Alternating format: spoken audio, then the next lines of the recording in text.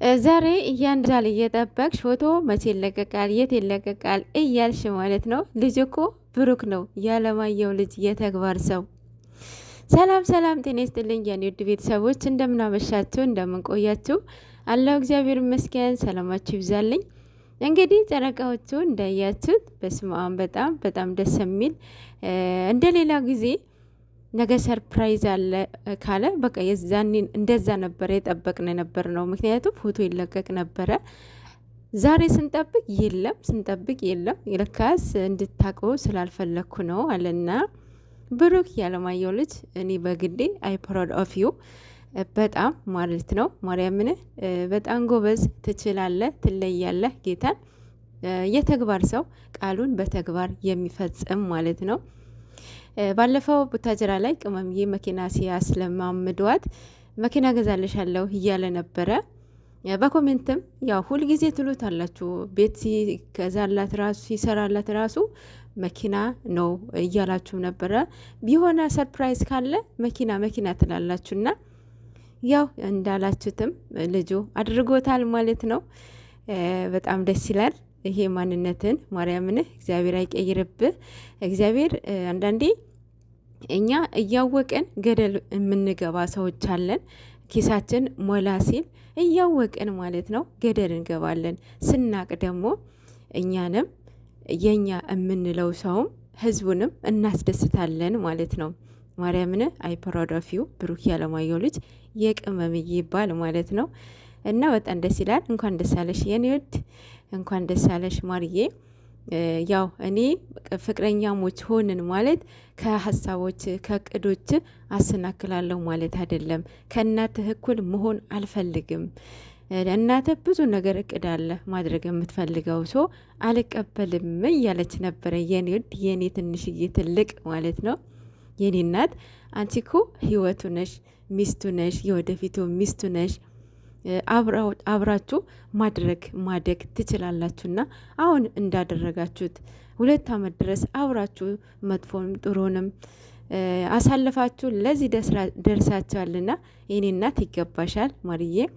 አዎ እናውቃለን። ምንም ማለት እሱ መኪና አለው የትም ስራ ቦታ የራሷ ስራ ካላት በራሷ መኪና ትሄዳለች። ግን ደግሞ ሁለታቸውም አብረው ነው የሚኖሩት፣ አብረው ነው የሚዞሩት።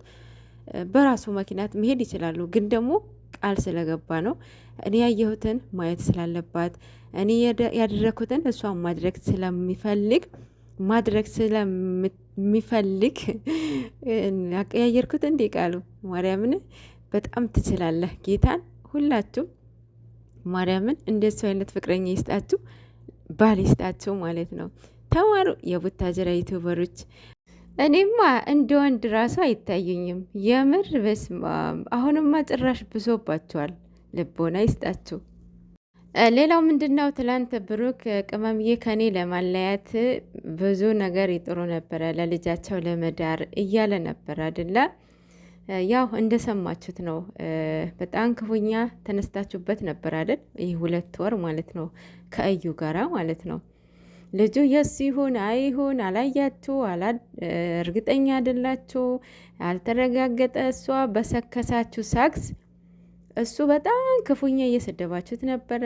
የብሩክ ቅሌት፣ የብሩክ እንዲህ እያላችሁት ነበር እና ሰውየው ሴፍ አድርጎላቸዋል ማለት ነው። ማማ እንደሚናገር አንዳንዴ ምንድን ነው የሚባለው? የሆነ አባባል አለ፣ ጉድጓድ ስትቆፍር አርቀህ አትቆፍር፣ ነገ አንተ እንደምትገባበት አታቅምና ይባላልና አሁን ጉድጓዱ የገባው ማን ነው? እያንዳንዳችሁ የተናገራችሁትን ቲክታክ ላይ እየወጣላችሁ ነው። እያችሁ አይደለ? ሴፍ ሚዲያ ሴፍ ያደርገዋል። እናንተ በራሳቸው አካውንት ብታጠፉት እንኳን ማለት ነው። እና አህብሶ እንደሚጸጽታችሁ ተስፋ አደርጋለሁኝ። በቃ ካሁን በኋላ አይጋጩም ማለት አይደለም፣ አይጣሉም ማለት አይደለም። እንደ በፊት ባይሆኑም በመሀል በማንም ሰው በጨረቃዎቹ ብቻ ሳይሆን በማንም ሰው መሀል አትግቡ። 3ኛ ወገን የገባ በቃ ተዋርዶ ነው የሚወጣው። ባልና ሚስት እኮ አንድ ናቸው አይደል እንዴ? ለጊዜው ይጣላሉ፣ እግር በእግርም ይጣላል አይደል? ይጋጫል አይደል? ከቻላችሁ ማስታረቅ፣ ካልቻላችሁ ዝም ማለት ራሱ በጣም ትልቅነት ነው አይደል? የዛኔ ራሱ እየነገርናቸው ኧረ ተው ተረጋጉ፣ እሷ የመጣችበት ሚስቴክ ነው፣ ስህተት ነው፣ እውነት አይደለም፣ እውነት አልያዘችም። እዩ ሳክስ ነው።